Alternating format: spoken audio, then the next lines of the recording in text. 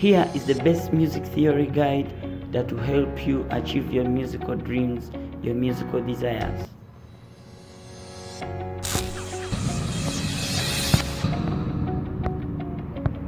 Wow, let's begin with the word music theory.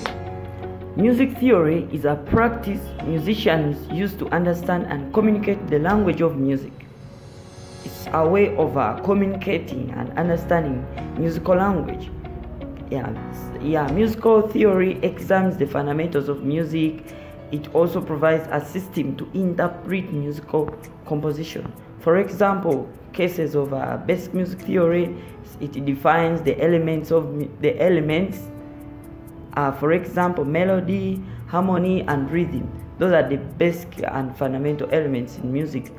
It actually identifies musical elements such as song form, tempo, notes, chords, key signatures, intervals, scales, and more.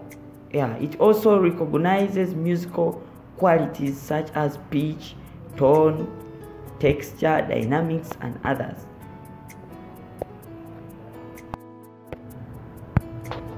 Now, the next question everyone has is learning music theory.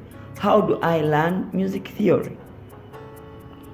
Music theory is a complex and a bit extensive subject. There are several practices, disciplines, and concepts.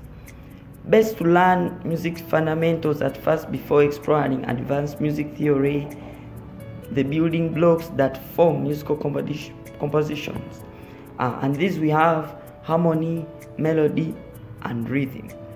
We are going to cover these fundamentals, the building blocks of musical theory. Let's start with harmony.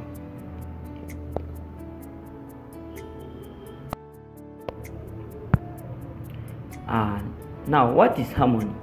Harmony is when we play multiple notes or voices simultaneously to produce a new sound.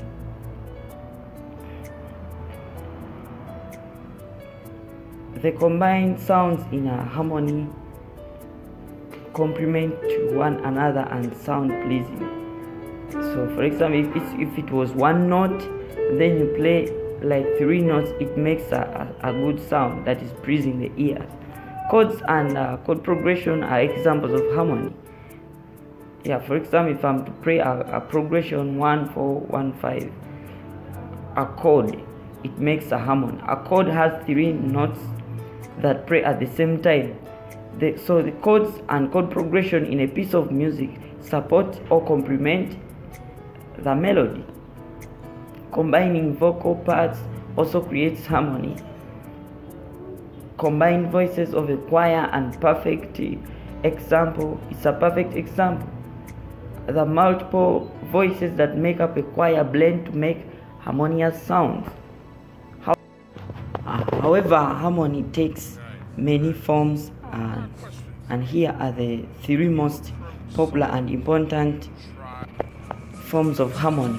First of all, we have diatonic harmony. Here, diatonic harmony, this is when music or where notes and chords all trace back to the master scale. For example, if I'm playing in a major scale, like the song goes back to the number 1 or to the master scale. So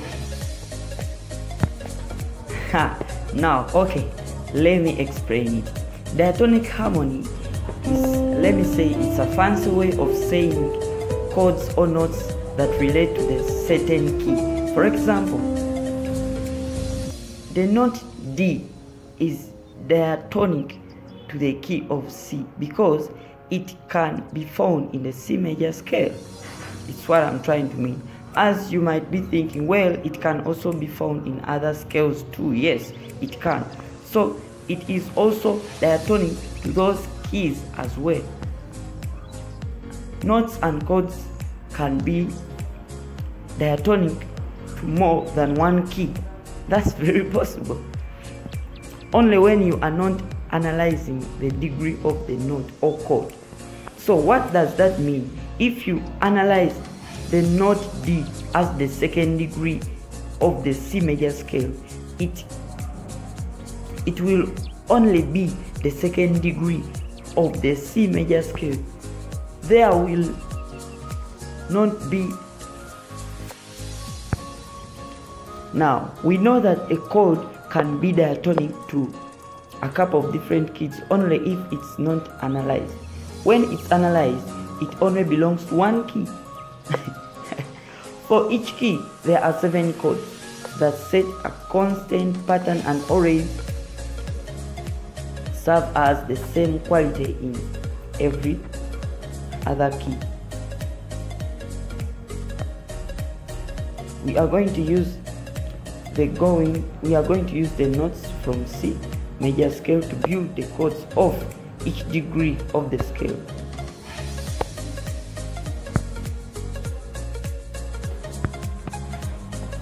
Alright, so what is the point of knowing this? When you are playing a tune, you need to know how a chord fits in with the harmony of that piece. What is its function? It's like knowing how verb works in a sentence or how noun works.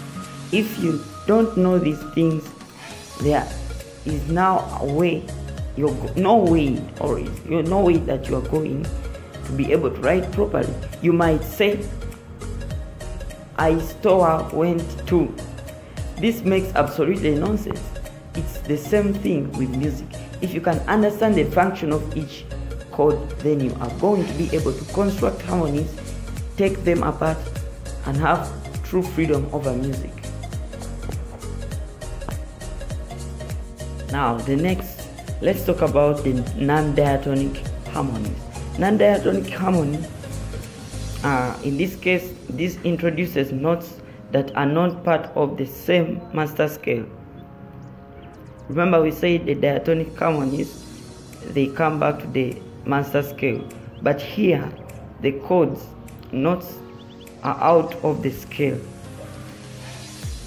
This form of harmony is completely idiomatic to jazz mostly, but it appears in all forms of music. Now, for example, if I'm to play, now when handling non-diatonic harmonies, for example, if I'm to play a progression, like it's a 1 2 3 progression. Now 1 2 3 progression,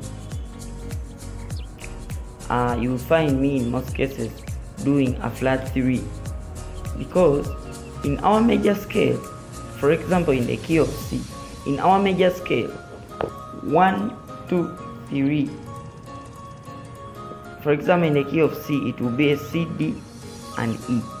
Now you'll find me adding E flat, so I'm making a non-diatonic movement because it's not usual. Because when I look in my key of C, there is no E flat, I have E. So it's if I play a chord that isn't in the scale, then that's a non-diatonic movement. Now the next type of harmony we have is called atonal harmony. This is very explainable. This is a type or a form of harmony which doesn't have a tonal center. It isn't built on a scale, major or minor. It has no identifiable root. This one mostly used in classical music. Here I can just play chords without any scale. I'm not following any scale. I'm not following like any progression in a major or minor scale. I'm just playing different chords to make a harmony out of it. Now those are the 3 main types of harmony that we have in music. Alright, thank you guys. That marks the end of our part 1. Thank you for watching. Don't forget to like, leave a comment and subscribe. Thank you.